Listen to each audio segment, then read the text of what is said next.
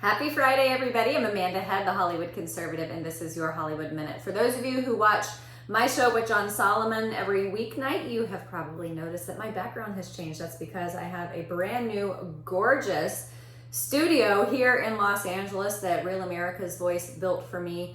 It's just spectacular. I mean, it is top-notch production value in every single category. And I'm so excited. So you can see this TV behind me. It's weird because I'm using my iPad for this and not my production camera. You've got some of these glares and stuff, but I encourage you to watch my show tonight with John Solomon, and if you haven't seen it this week already, so that you can see just how incredible it looks. So, on to the news. Now, there is a pretty large gulf between what I know and what I can say on air as far as Trump running for president in 2024. But I will say that I think pretty much the cat's out of the bag. I think that President Trump had waffled a lot. I can say that. But that he ultimately made a decision. What drives me absolutely bananas is that a lot of you know that Donald Trump and my co-host John Solomon are close. Yeah, that's all I can say, basically.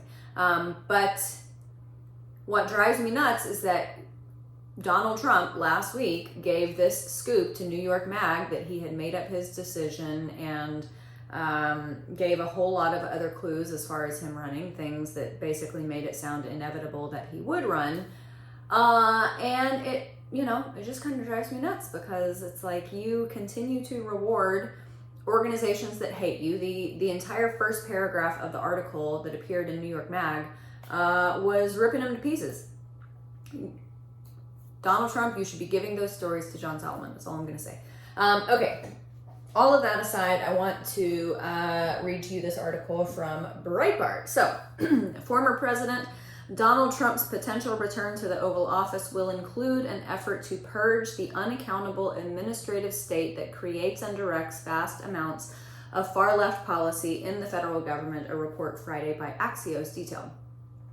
If re-elected in 2024, Trump is planning to cut about 50,000 administrative state employees to rein in unelected technocrats in federal government agencies that have great influence over policies impacting American workers, according to the outlet.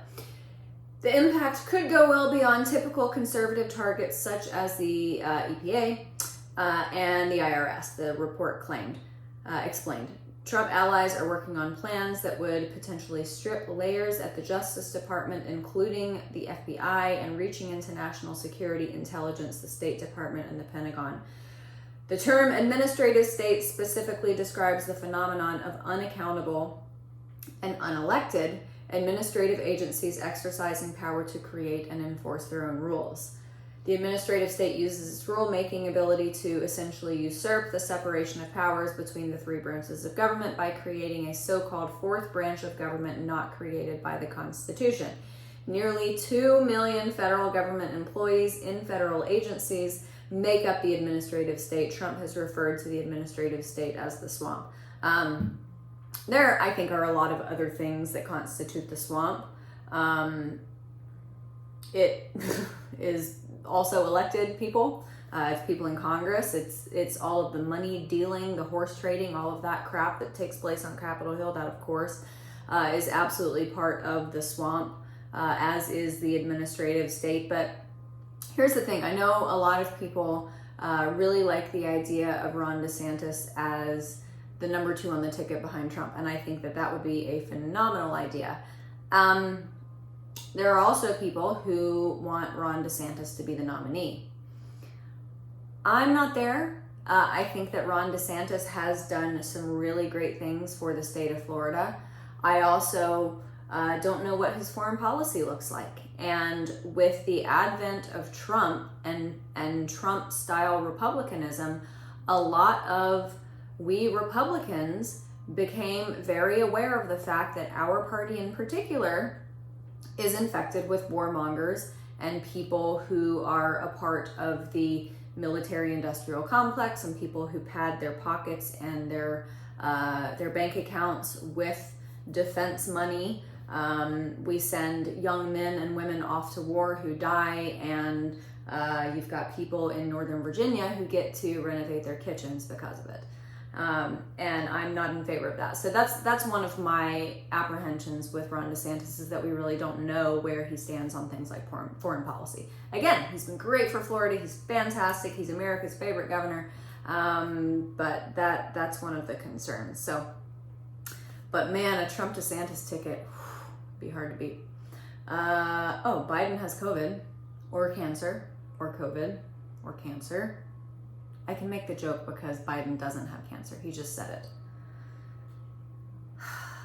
So, it'll be interesting to see what happens with Hunter Biden between now and Wednesday.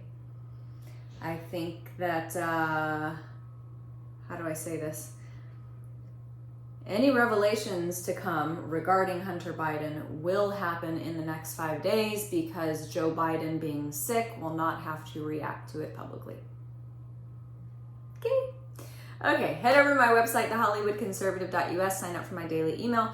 Go to MyPillow and use my promo code Hollywood. Everybody have a fantastic weekend. I will be in DC next week reporting from our other brand spanking new gorgeous studio in DC that John reports out of every week. So I'm very excited to be there, and that's it. See you later.